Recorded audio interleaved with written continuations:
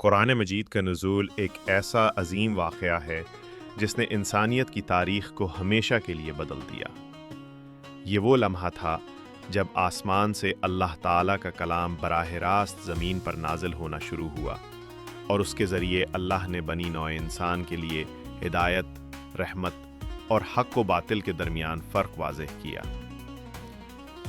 نزول قرآن کا آغاز غار حرا میں ہوا، جو مکہ مکرمہ کے قریب جبل نور، روشنی کا پہاڑ پر واقع ہے۔ حضور نبی کریم صلی اللہ علیہ وسلم کی عمر اس وقت 40 سال تھی۔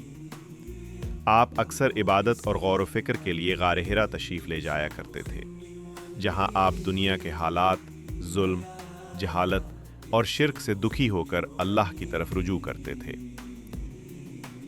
ایک رات رمضان المبارک کے مہینے میں جب آپ غار حرا میں عبادت میں مصروف تھے تو اچانک حضرت جبرائیل علیہ السلام تشریف لائے، وہ فرشتہ جو اللہ تعالیٰ کا پیغام لانے پر مقرر تھا۔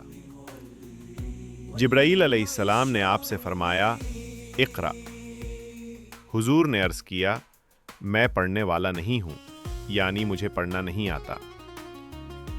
اس پر جبرائیل علیہ السلام نے آپ کو 3 مرتبہ اپنے سینے سے لگایا اور ہر بار یہی فرمایا، اقرأ۔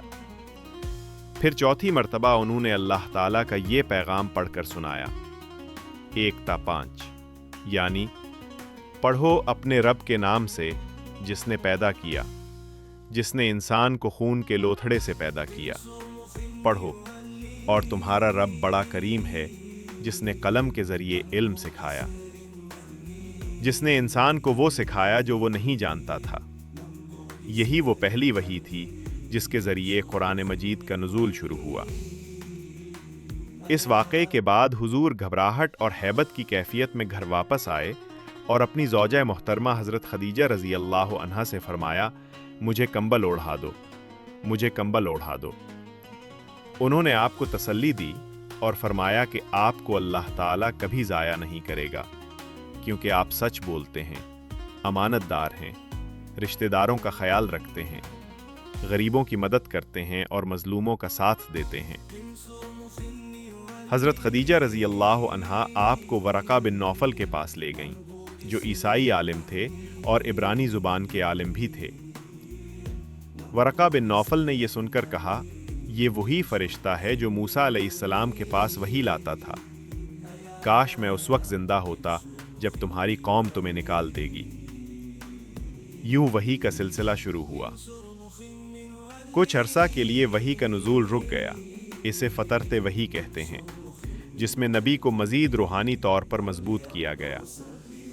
پھر دوسری وحی نازل ہوئی جس میں فرمایا گیا، یعنی اے کمبل اوڑھنے والے، اٹھو اور لوگوں کو ڈراؤ، یعنی اللہ کی طرف بلاؤ۔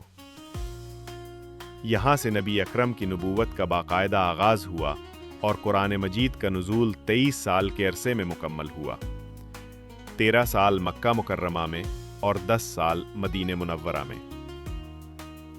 قرآن مجید کا نزول کبھی کسی موقع پر، کبھی کسی سوال کے جواب میں اور کبھی کسی واقعے کے بعد ہوتا رہا۔ یہ وحی کبھی ایک آیت کی صورت میں اور کبھی کئی آیات یا پوری سورت کی صورت میں نازل ہوتی۔ آخر کار حجت الوداع کے بعد جب نبی اکرم کی زندگی کا آخری زمانہ آیا تو اللہ تعالیٰ نے یہ آیت نازل فرمائی، یعنی آج میں نے تمہارے لیے تمہارا دین کامل کر دیا، تم پر اپنی نعمت پوری کر دی اور تمہارے لیے اسلام کو دین کے طور پر پسند کر لیا۔ یہ قرآن مجید کی تکمیل کا اعلان تھا۔ اس طرح وحی کے ذریعے نازل ہونے والا اللہ کا کلام ایک مکمل ہدایت نامہ بن گیا جو تا قیامت انسانیت کے لیے مشعل راہ ہے۔ اللہ کے کلام اور دین کی باتیں پھیلانا صدقہ جاریہ ہے، لہٰذا اس ویڈیو کو زیادہ سے زیادہ شیئر کریں تاکہ نیکی کا یہ پیغام دوسروں تک بھی پہنچے۔ ویڈیو کو لائک کریں، چینل کو سبسکرائب کریں اور دعا میں ہمیں بھی یاد رکھیں۔